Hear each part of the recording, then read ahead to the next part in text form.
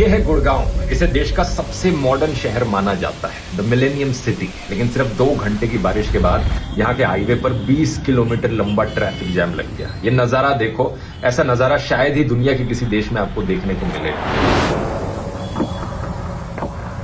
ये एक ऐसा शहर है जहां पर लोग 5-5 करोड़ के घरों में रहते हैं, लेकिन घरों से बाहर नहीं निकल सकते पानी भरने की वजह से। ये देखो 100 करोड़ के फ्लैट, पानी देखो आप। यहाँ पर 100 करोड़ के अपार्टमेंट्स मिलते हैं, लेकिन उन अपार्टमेंट्स के बाहर ये हाल देखने को मिलता है। गुड़गांव में 5 इंजन की सरकार है। म्यूनिसिपैलिटी बीजेपी के कंट्रोल में है, मेयर बीजेपी का है, सारे एमएलए बीजेपी के हैं, एमपी बीजेपी का है, चीफ मिनिस्टर बीजेपी का है, प्राइम मिनिस्टर बीजेपी का है। टॉप टू बॉटम सब कुछ बीजेपी के कंट्रोल में है 10 सालों से। और ये हाल होता है शहर का दोस्तों, जब आप सब कुछ जुमला पार्टी के कंट्रोल में दे देते। जो कांग्रेस के टाइम में, यूपीए सरकार के टाइम में मेट्रो बन गई थी, वो बन गई थी। उसके बाद से एक सिंगल लाइन एक्स्ट्रा किलोमीटर इन्होंने मेट्रो की एक्सपेंशन नहीं करी है पिछले 10 सालों से। 2009 में कंस्ट्रक्शन शुरू हुई थी रैपिड मेट्रो की। 2013 तक काम खत्म हो गया था, पहले स्टेशन बन गए थे। 2017 तक उनकी प्लानिंग में जो भी कुछ हुआ था वो फिनिश हो गया था। उसके बाद से कुछ नहीं किया है इनकी सरकार ने। ये सारी डबल ट्रिपल क्वाड्रपल इंजन की सरकार ने बस शहर का नाम बदला है। और ये इकलौता उदाहरण नहीं है, भोपाल के साथ भी यही हुआ है। भोपाल में भी ट्रिपल क्वाड्रपल इंजन की सरकार चल रही है। पिछले 20 सालों से सिर्फ बीजेपी ही है हर जगह पर। और पिछले 7 सालों में सिर्फ 7 किलोमीटर उन्होंने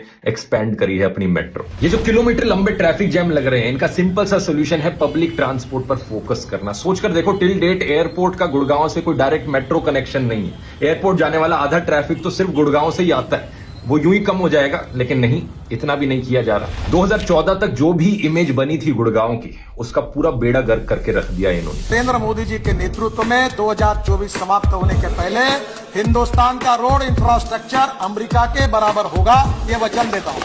ये पार्टी सिर्फ एक ही काम में माहिर है, कैसे लोगों को धर्म के नाम पर लड़वाया जाए और लोगों को बेवकूफ बनाया जाए। अपनी आंखें खोल लो टाइम पर, नहीं तो अगले 10 सालों तक भी यही सब झेलना पड़ेगा।